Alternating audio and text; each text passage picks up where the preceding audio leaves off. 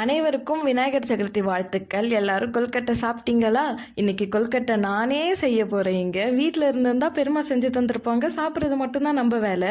இங்கே செஞ்சு தரலாம் ஆள் இல்லை. நமக்கு வேணும்னா நம்ம தான் செஞ்சாகணும். காலையிலே யூடியூப்பில் வீடியோ பார்த்தேன் கொல்கட்டை செய்வது எப்படி அப்படின்னு. இன்க்ரீடியன்ட் கொஞ்சமாக இருந்தது, வேலை மட்டும் ஜாஸ்தியாக இருந்தது. சரி லீவ் தானே செஞ்சிடலாமேன்னு சொல்லிட்டு பிளிங்கிட்டில் எல்லாத்தையும் ஆர்டர் போட்டுட்டு செய்ய ஆரம்பிச்சிட்டேன். ஆரம்பித்ததுக்கப்புறம் தான் தெரியுது இது ஜாப் இல்லை திருநா எனக்கு நானே வச்சுக்கிட்ட ஆப்பு அப்படின்னு. இதை திருவுறது, அதை உருட்டுறது, இதை பிசைறதுன்னு ஒரே வேலைப்பாடு. அதுவும் இந்த மாவுலாம் நார்மல் வாட்டரில் பிசையக்கூடாதாமே, ஹாட் வாட்டரில் தான் பிசையணுமா, அதுவும் கொதிக்கிற தண்ணியில் தான் பிசையணுமா. எப்பா எவ்வளோ வேலை. என் ஜிங்க்கு ஃபுல்லாக ஒரே பாத்திரமாக நிறைஞ்சி கிடக்கு. ஆனால் ஃபைனலாக டேஸ்ட் செம்மையாக இருந்தது. செஞ்ச வேலைக்கு வர்த்துன்னு இருந்தது.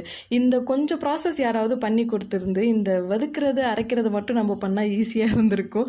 எல்லாத்தையும் நானே புதுசாக பண்ணுறனால எனக்கு கஷ்டமாக தெரிஞ்சது. இதுவே நான் செகண்ட் டைம் பண்ணும் போதெல்லாம் ஈஸியாக இருக்கும். ஆனால் இந்த கொல்கட்டை ஒரு வேலையே இல்லை. அந்த ஸ்டஃபிங் வந்துட்டு திருவுன தேங்காய், ஜாகிரி, அதுக்கப்புறம் மல்லாட்டை தூள் இதெல்லாம் ஒன்றா போட்டு மிக்ஸ் பண்ணால் ஸ்டஃபிங் ரெடி ஆகிடும். அது அந்த மாவு கூட வச்சு ஸ்டீம் பண்ணி எடுத்தால் கொல்கட்டையே ரெடி ஆகிடும். செகண்ட் டைம் பண்ணும் போதெல்லாம் இவ்வளோ கஷ்டப்பட்டுலாம் செய்ய மாட்டேன். சும்மா ஜம்முன்னு சிம்பிளாக செஞ்சு கடைசிட்டு போய்கிட்டே இருப்பேன். ஃபஸ்ட்டு இந்த ஸ்டஃப் பண்ணும்போது ஃபஸ்ட்டு 2 அட்டெம்ப்ட் வந்து எனக்கு வரவே இல்லை. 3rd அட்டெம்ப்ட் தான் வந்துச்சு.